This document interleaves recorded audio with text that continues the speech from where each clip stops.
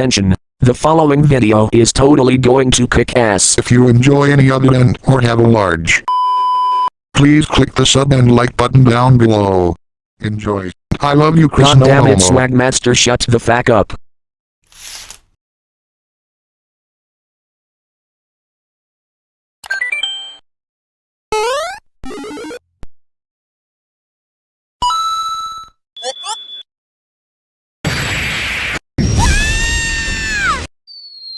Home run!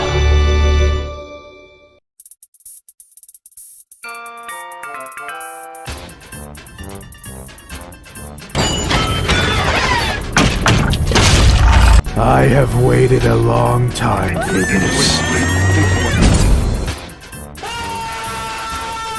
I'm going to fly for you! Be gone!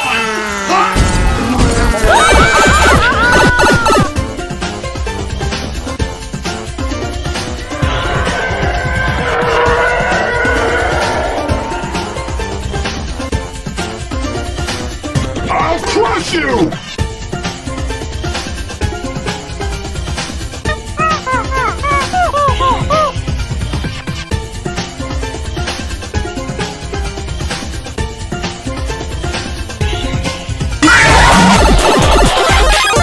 Thank and healthy for the win. Sonic is my Jesus little Christ, homo. slime, this is Zach's intro.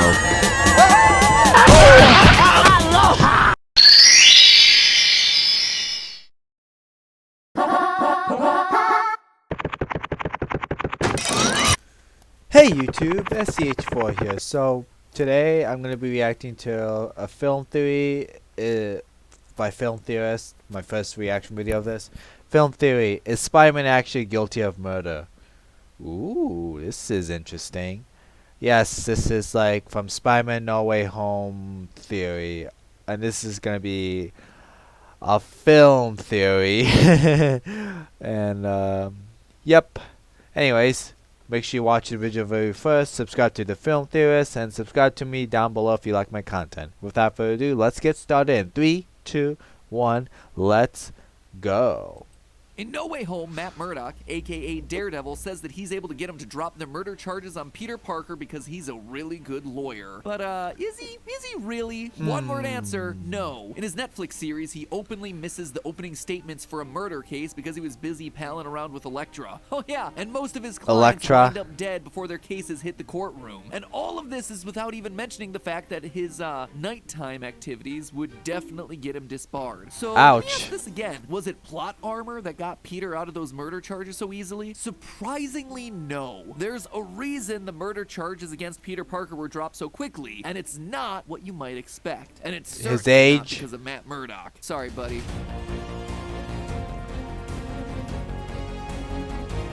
Hello Internet. Hello, Internet. Welcome to Film Theory. The show that could be talking about the multiversal future of Spider-Man, but is instead choosing to talk about the legally fraught past of Spider-Man. It goes without saying, but No Way Home was great. Finally, the MCU's Peter Parker is forced to confront the reality that there are just some problems you can't outrun. Let's be honest, out of all the Spider-Man that we've seen hit the silver screen thus far, Tom Holland's version of Peter Parker has definitely lived the most charmed life. He lives in a huge, gorgeous New York apartment with his young, healthy aunt, and he had a literal billionaire acting as his surrogate father. He doesn't even get bullied by jocks. The version of Flash Thompson that he had to deal with was a fellow nerd from the academic decathlon team. When I say penis, You say Parker. penis, penis. Wow. Oh no, I'm getting harassed by a thin guy in a blazer who's 2 inches shorter than me. And it's so refreshing at the end of No Way Home to see him having to struggle a little bit. In a pristine New York studio apartment that's apparently 2 buildings away from Rockefeller Center, which if you look at real estate pricing is probably costing him about $4,000 a month. Yeah, Damn. really down on your luck there, Spider-Man. Peter, in general, gets off pretty darn easily, and nothing exemplifies this more than the beginning of the movie. Right out of the gate, we're hit with this huge hubbub around Peter Parker not only getting outed as Spider-Man, but also getting arrested by the US Department of Damage Control for the murder of Mysterio. In less than a minute, the interrogator gets Ned to confess and is hitting Aunt May with child endangerment charges. It is electric. Finally, there's gonna be some consequences here, and no amount of web slinging is gonna be able to get you out of this one. I half expected that we'd be spending the first half of this movie in the courtroom, and then it all vanishes. What was a very public and very serious accusation of terrorism and murder by Quentin Beck, who, it's worth remembering was a beloved superhero in the eyes of the public, just gets dismissed less than 10 minutes into the movie. Matt Murdock, aka Daredevil, just strolls into the room and says, "I don't believe the charges are gonna stick," and then they don't. In one line, the entire movie pivots. Next thing you know, Peter's biggest issue is not getting into MIT?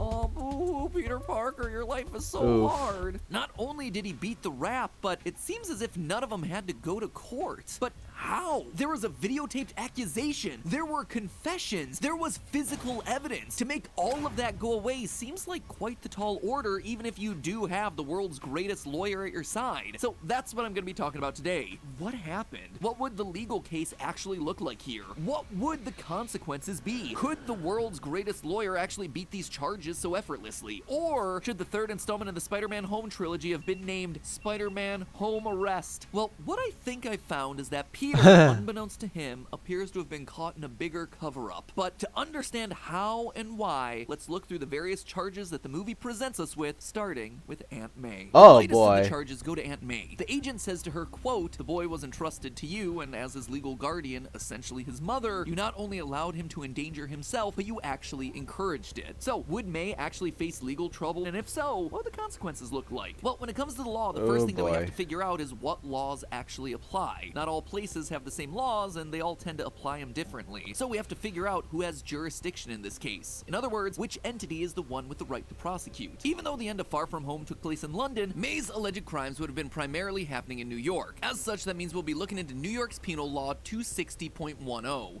Penal. And after a quick pass through this, yeah, Very mature of you, looking too good off the Matt. bat for old May. Guardians could face charges if they act in a way that's going to cause injury to a child or don't provide enough diligence over the child to prevent them from endangering themselves. And Peter Parker faces more than his fair share of danger throughout the series. Spider-Man is involved in no less than 2 wars, Civil and Infinity. This guy is going toe-to-toe with aliens and giants. May would absolutely be liable here, provided she had known. You see, the law only applies in situations where the person knowingly acts in a way that's going to put those they care for in danger. This means that May is completely off the hook for the events of Civil War and Homecoming, where she is in the dark for the entirety of both movies. As far as she knew, it was all part of a Stark internship. For Infinity War and Endgame, Peter was definitely put into danger, but not because of the actions of Aunt May. Honestly, the closest she gets is in Spider-Man Far From Home, when we see her encouraging Peter's Spider-Man behavior by making him appear at charity events and when she packs his suit in his travel luggage. It's her giving consent to him being a vigilante. Seriously? It would be surprising to see any of this. Yeah, in I'm surprised court. she did never that in that actively movie. Puts him into dangerous situations. Packing the suit could be seen as an act of trying to keep Peter safe. Giving a speech at a fundraiser, it's probably the safest thing that Peter does in his capacity as Spider-Man. Thank you, Ms. Parker, for having me, and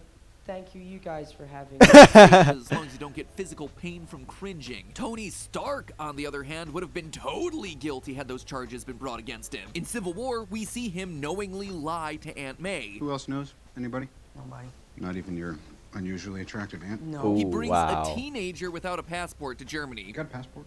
No, I don't even have a driver's You ever been to license. Germany? And he does all these things with the intent to subdue Captain America, the Yeah, greatest what the heck? soldier of all history, as well as his buddy Bucky, the greatest assassin ever, as well as a witch that can juggle freaking cars. Any way you slice it, Tony Stark is guilty as charged. Yeah, So let's that's move on pretty to Ned. much. Things aren't so rosy for him. He was directly involved in Spider-Man shenanigans, or at least as involved as he can be while sitting in a chair, and he confessed to helping Spider-Man find the Vulture, helping him hack his suit, and quote, kinda helping him get into space. Or, as the DoD agent puts it, in Spider-Man's illegal vigilantism, you were his main accomplice. But hold on here. First off, helping Spider-Man get to space and helping Spider-Man hack his own suit? Yeah, that's not illegal. Secondly, when it comes to that alleged criminal vigilantism that the agent's talking about, it's important to note that being a vigilante in and of itself is not illegal. Yeah. It's true that many of the things involved with vigilantism often involve breaking the law. For example, breaking and entering criminal hideouts or committing acts of violence against suspected criminals. But plenty of states, Yeah. New York included, have citizens arrest laws that allow any person to make arrests if they have immediate knowledge of a crime, or they have reasonable and probable grounds of suspicion that a felony is taking place. In Peter's case, he's not going out to commit acts of unnecessary violence against criminals. In fact, getting the job done while hurting as few people as possible is kind of his whole thing. And as far as Yeah. we know, the New York police Gonna never put put some out dirt a in your warrant eye. for Spider-Man's arrest, even after knowing that he was going around the neighborhood apprehending criminals, which strongly suggests that none of what he was doing would be considered criminal. So while the guy interrogating Ned might be using words that sound intimidating, the truth is that unless he has some other actual charge that he's not talking about, Ned probably isn't facing anything that would actually result in criminal penalties. Peter, on the other hand, though, does have a warrant out for his arrest. But what's interesting is that we see him defending himself against a very specific charge. I didn't kill Quentin Beck.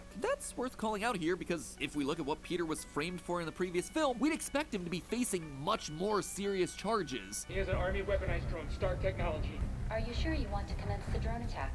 There will be significant casualties. Do it!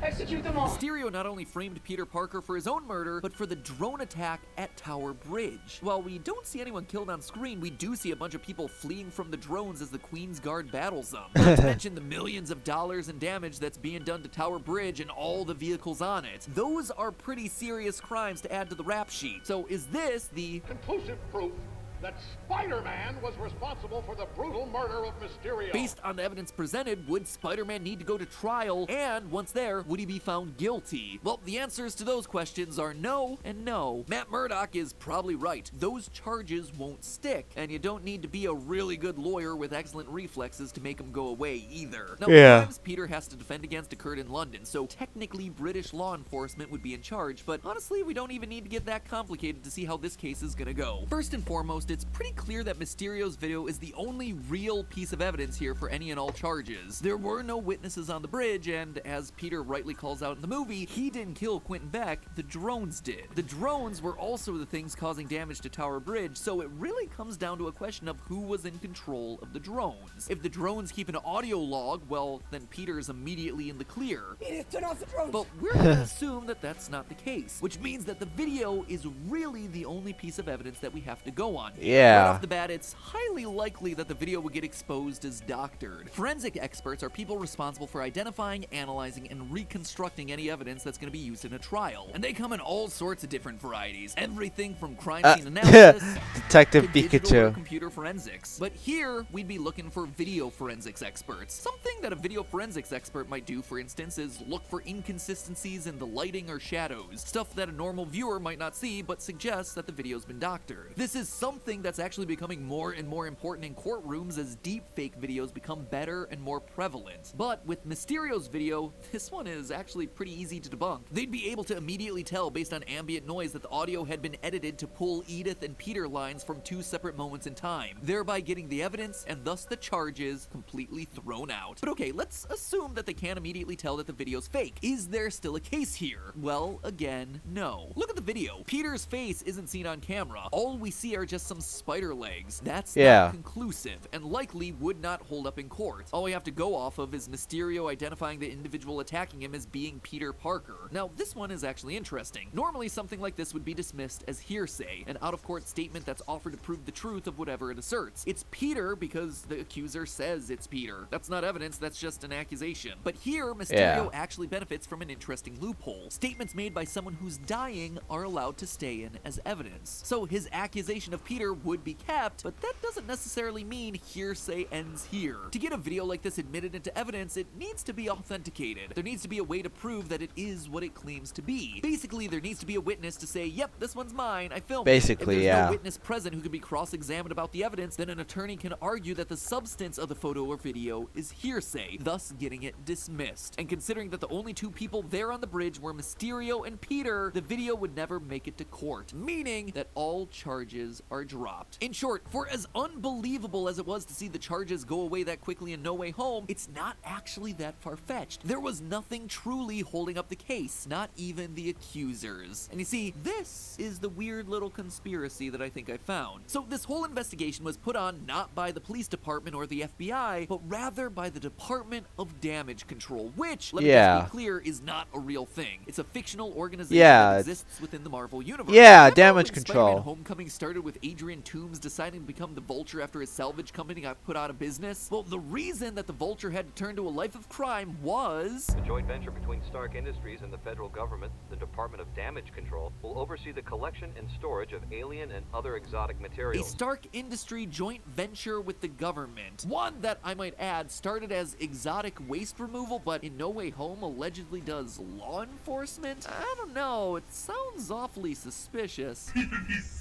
And that, I think, is the key to what's really going on here. The way that Damage Control comes after Peter Parker hard only to completely drop the charges doesn't make much sense if you're just thinking of them as regular law enforcement. But it makes total sense when you realize that they're not law enforcement. They're a cleanup crew from Stark Industries, doing this specifically so Peter, Mr. Tony Stark 2.0, can get off scot-free. By stepping in themselves, they ensure that they're the ones in control of the situation rather than leave things up to traditional law enforcement. Damage Control is able to swoop in and make a big to-do about throwing the book at Peter Parker and his friends, putting on a show for the actual police. They make it look like they're playing hardball while actually gently lobbing a bunch of softballs the entire time, making up a bunch of charges that sound scary but actually amount to very little, all while waiting for the anti-Peter sentiments to die down. In the process, they protect the reputations of everyone involved. Oh yeah, and it probably merits mentioning, but in the comics, the Department of Damage Control was actually started as a joint venture between Tony Stark and Wilson Fisk. Yeah, Oh, wow. that Wilson Fisk, the Kingpin, who, based on Hawkeye and Matt Murdock's appearance here, is definitely a part of the MCU. Not really saying that it matters here, just pointing out that we should probably be paying attention to who's really pulling the strings the next time we see the DOD Strings. pop up.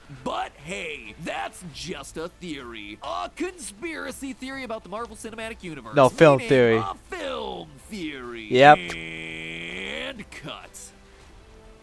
Well, I hope you enjoyed that reaction video of Film Theorist. Man, maybe Wilson Fisk is behind this conspiracy of the Spider-Man getting arrested. Anyways, I hope you enjoyed the reaction video. I'll see you all later. Peace. Stay healthy for the win.